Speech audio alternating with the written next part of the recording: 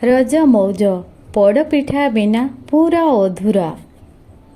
भाग माप ठीक रखिकी पोड़पिठा तैयारी करिवे पूरा रसगोला परिकी नरम हबो। नमस्कार सांगने आपण KMM लाइव चैनल रे स्वागत। आशा करूँ समस्त को भिडियोटी भल लगे। भिडियोटी आरंभ करने पूर्व चैनल नुआ आसते सब्सक्राइब टे करदे और ढेर सारा शेयर करेंगे। रज पर्व आसीगला माने अनेक प्रकार पोड़पिठा प्रस्तुत करुथिबे। एही परिका चूल्ही रे गुड़ पोड़पिठा प्रस्तुत करंतु पूरा रसगोला परि नरम हबो। बहुत सहज एवं सिंपल रेसिपीटे। अरुआ चाउल को मापिबा पई गोटे गिना व्यवहार करिबा। गिना रे फुल 2 गिना अरुआ चाउल नबा। अरुआ चाउल को 4 रु 5 घंटा बतरिबा पई दबा। जेते अधिक समय बतरिबा हमर अरुआ चाउल पोड़पिठा सेते आम नरम हबो। 4 घंटा परे देखंतु चाउल बतरिके पूरा फुली गलानी। गोटे ग्राइंडिंग डब्बा नबा सेथिरे अरुआ चाउल को सब को नै नबा आ सेथिरे फ्लेवर पई गुजराती 2टा ऐड करिबा एवं नडिया कटा बड़ चामच रे 2 चामच ऐड कर दबा। एथिरे एबे गुड़ 2 चामच ऐड कर दबा। एथिरे एबे नॉर्मल पानी आमर गोटे गिना ऐड करिबा। एबे एगा को पूरा फाइन करके ग्राइंडिंग करि नबा। पूरा चिकन भाबरे ग्राइंडिंग करिवे। एबे एही आण को आमे साइड रे रखि दबा। जो गिना रे कि आमे चाउल नेचे सेई गिना रे 6 गिना नॉर्मल पानी ऐड करिबा। गुड़ सहित लुण को मिक्स करके ऐड करिवे। मो गुड़ गुटे गिना और हाफ चामच आम लुण ऐड करनबा और नडिया कटा किछिका ऐड कर दबा।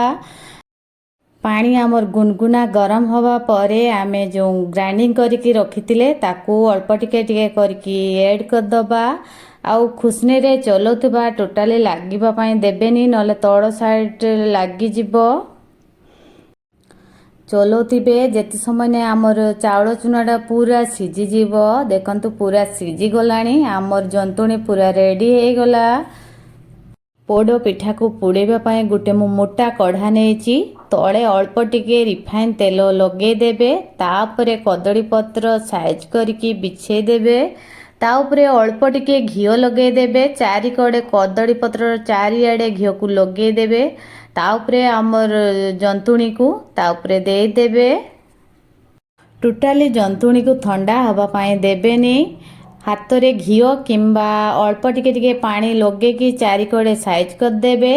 एबे उपरे किछिका नडिया कटा को सेट करके लगे देबे। नडिया कटा को चारि कड़े लगे देबे। गैप्स रखिबेनी। ता उपरे गोटे कदली पत्र लगे देबे। ता उपरे आउरी साइज करके जेमति कि आम पोड़पिठा टोटाली देखा न जाए से हिसाब रे कदली पत्र भल कि ढांकी देबे। जेहेतु आमे चूल्ही रे पोड़पिठा बनेबा से हिसाब रे कदली पत्र टिके मोटा करके ऊपर साइड रे देबे। उपरे आमे एबे निया को दे दबा। तळ पटे काठ लगेबा। ऊपर आडे निया को ऊपर दे दबा। चूल्ही रे अधिक काठ लगेबेनी। फाड़े रु 2 फाड़ लगेबे। घंटे सेमतिका अल्प आंच रे रखिदेबे।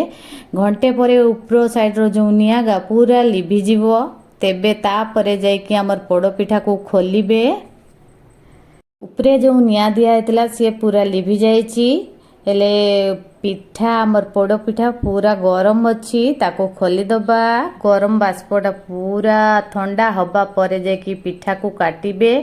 गरम रे टोटाली पोड़पिठा को काटिबेनी नहले छुरी रे सबुतक लागी जिवो।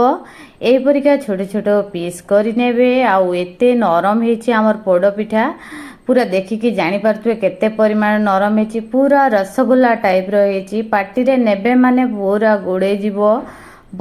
पोड़पिठा रेसिपी भल लागले लाइक दिए देबे।